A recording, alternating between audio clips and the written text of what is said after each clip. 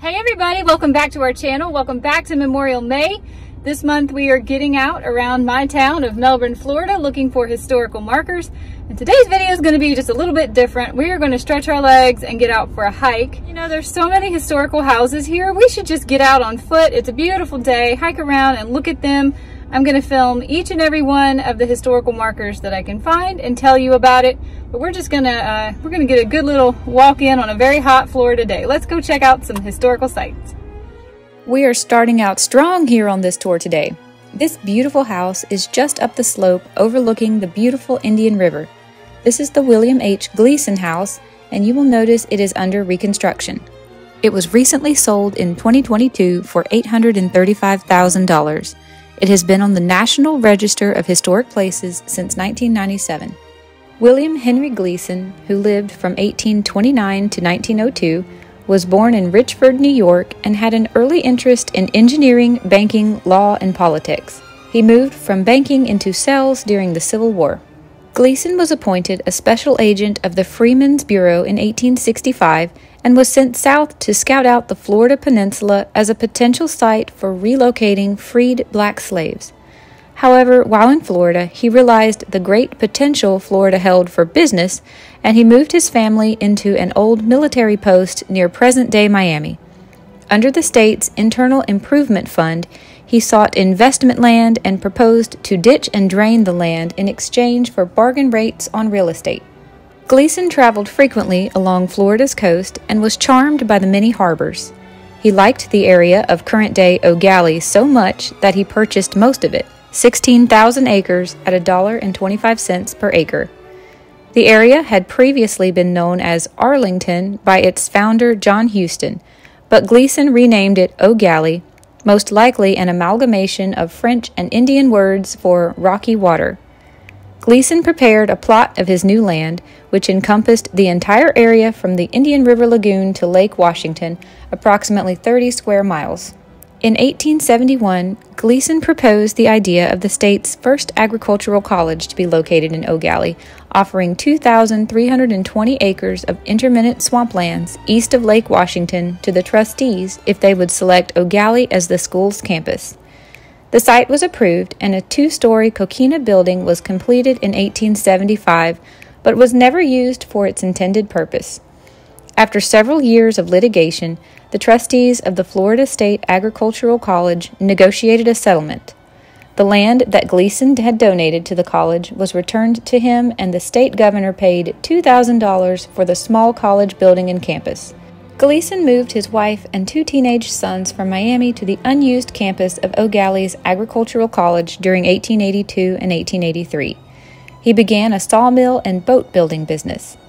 The Gleason's sons took control of the old college building and lived there until they became established. By 1884, he and his wife Sarah had recorded the village of Gallie and began selling allotments. This magnificent house that we're looking at today was built around 1884. It is an outstanding example of Queen Anne architecture. There are photos of it online, fully furnished with period furniture if you'd like to look them up. Gleason and his sons converted the old college building into a prosperous hotel called the Hotel Granada during the 1890s. It served the typical tourists of the day, which was mostly sportsmen seeking fish and game. The two-story Coquina Hotel was destroyed by fire in 1902. Remnants of the old campus are located off of present-day Pineapple Avenue north of Gallie Boulevard. There is a historical marker on the site to this day, although the site has now been turned into the parking lot for an awesome restaurant that Michael and I really enjoy called Squid Lips.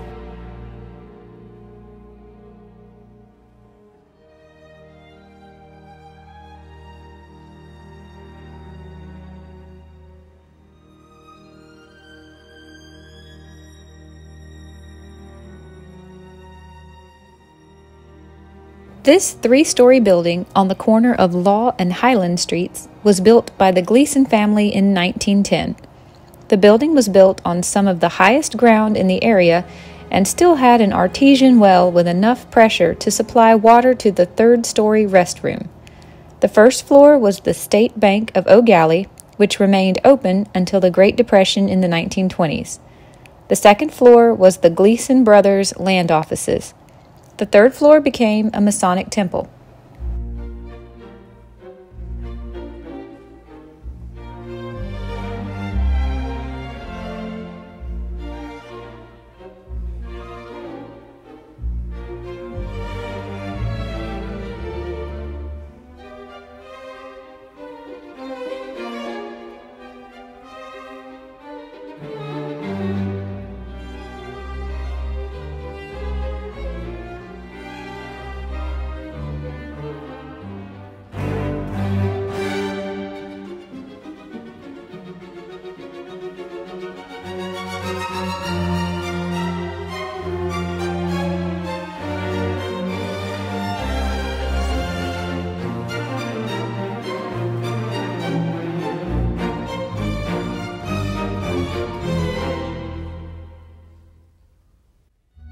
This is the Carter House. Address is 668 Law Street, and it was built around the year 1900.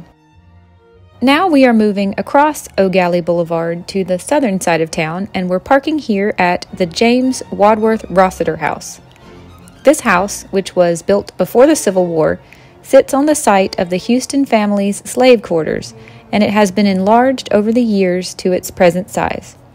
Two of the interesting features of the interior of this house are the ceilings and walls, which are constructed of small pieces of wood cut into very unique patterns. Early Catholic Mass was said in this house before a church was built in southern Brevard. This house has been on the National Register of Historic Places since 2005. James Rossiter came to Gallie in 1902 and purchased this property in 1903. Like other Florida pioneer families, they made their livelihood on the frontier and coastal waterways. Rossiter became a leading merchant in the fishing industry, an agent for the Florida East Coast Railroad, and an agent for the Standard Oil Company. He and his wife Ella raised 5 children in this home. The real star in this story is his eldest daughter Carrie, who was born in 1898. She dedicated her energy to seeing her family survive the difficult 1920s after her father passed away in 1921. She had already been working with her father's oil agency and had assumed the responsibilities that rested on his shoulders. She worked hard to support her family until her younger brother James could assist, and the family pulled through those difficult years with the support of the Gallie community. Carrie was the first woman to hold the position of oil agent in one of the largest companies in America, but that is not her only accomplishment. She remained in that position for 62 years and built some of the first gasoline stations in South Brevard. She was the sole distributor of oil to the Banana River Naval Air Station's civilian air force during the Second World War. Carrie also continued her father's interests in cattle and citrus. She contributed to educational institutions and to many cultural and community organizations.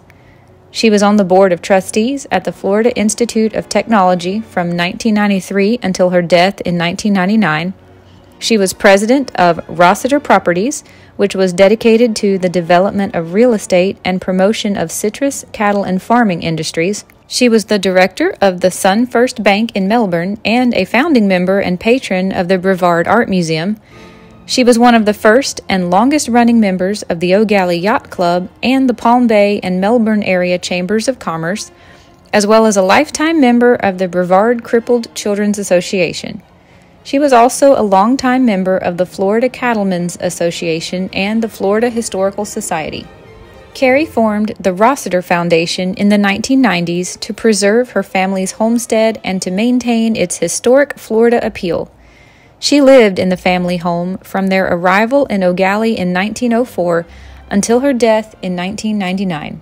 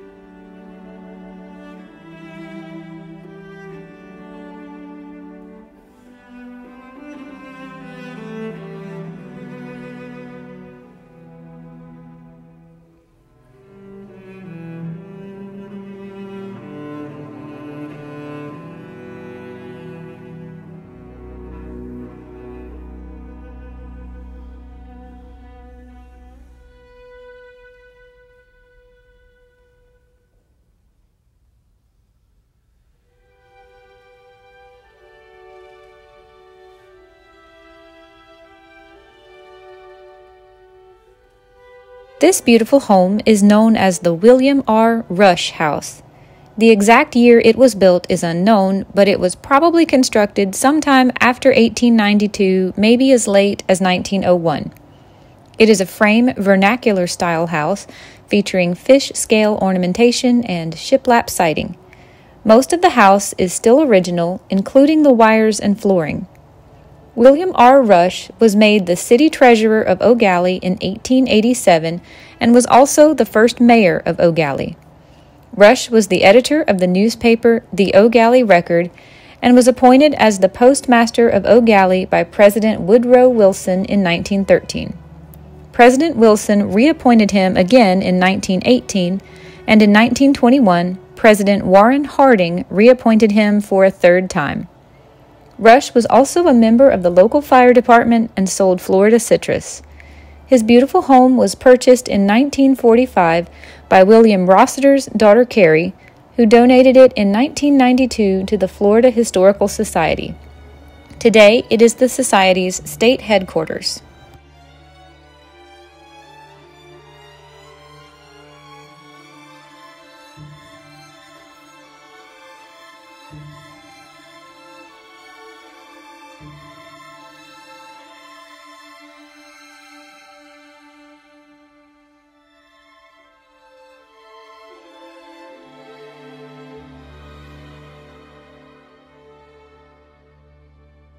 This house was built in the early 1900s for a student named Frank Glenn at the Kentucky Military Institute, which was located nearby off of Sarno Road. Frank's cousin Jean Faircloth lived here during the winter months. In 1935, Jean became the second wife of General Douglas MacArthur, leader of the Allied forces in the Pacific during World War II.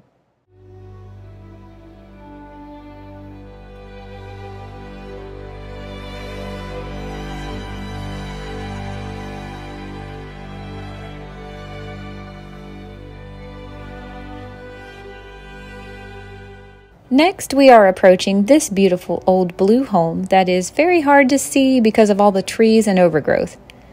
Brothers John, Alexander, and Henry Hodgson relocated from Canada in 1883 and settled in Eau Gallie. They operated a general store and boatways at the south end of Houston Street, and at one time even ran a small steamboat line. This building was erected about the year 1910 by John Hodgson for his second wife, Dr. Sarah Hodgson.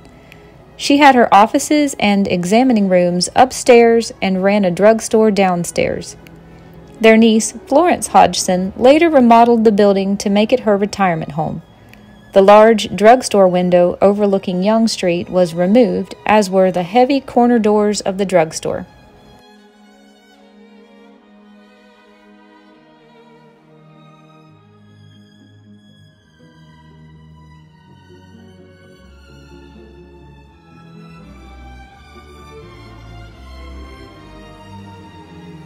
Just down the street from the drugstore is this beautiful house. The marker out front calls this the Hodgson Brothers House and Boatways. The three Hodgson brothers founded the Hodgson Brothers mercantile business at this location in the 1890s.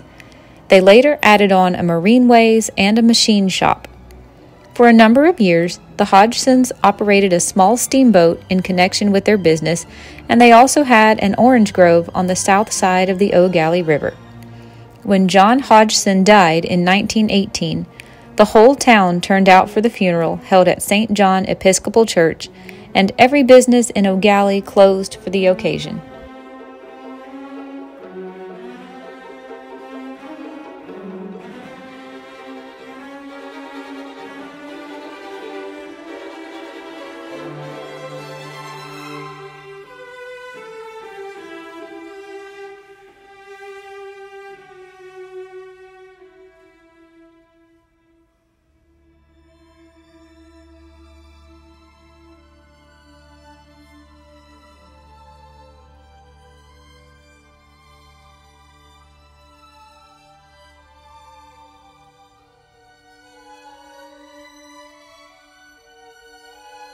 A couple of streets over is this beautiful home, built in December 1915 for the St. Ballard family.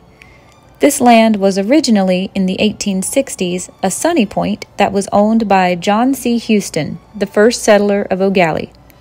Houston was able to boil river water in a huge iron pot until it condensed, and then extract salt by spreading it out on cypress logs to dry. Around the creek, rice was planted, and the Houston family also had a sugarcane mill propelled by a horse or oxen. The land sold to the Ballard family from Louisville, Kentucky. They brought their yacht, called the Sunshine, down from Kentucky by railroad freight car. The Ballards owned the Ballard Flour Company.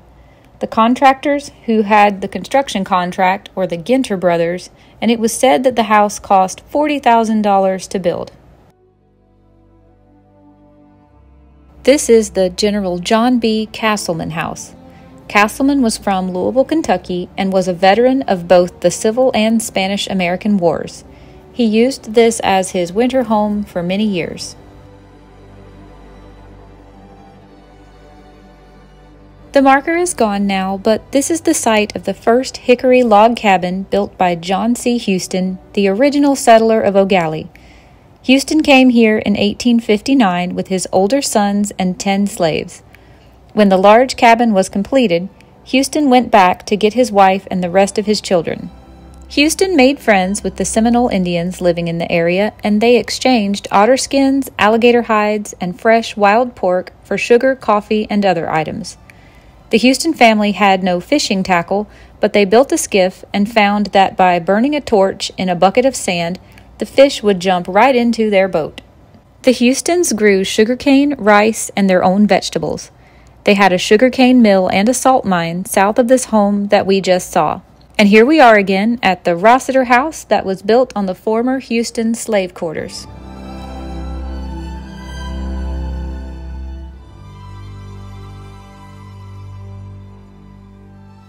All right, everybody, I hope you enjoyed that little walking tour of downtown historic Gallie and looking at some beautiful homes, houses, and plants and things around here. I had a great time. I really like being out on foot. I feel like you see so much more when you're walking around and you approach things, and you just see so much more than when you're driving around or you drive to a spot and then drive away from it. Just being on foot makes the whole adventure so much more fun. I had a great time. I hope you did too. Bye, everybody. I will see you another day at another historical marker. Have a good one, guys.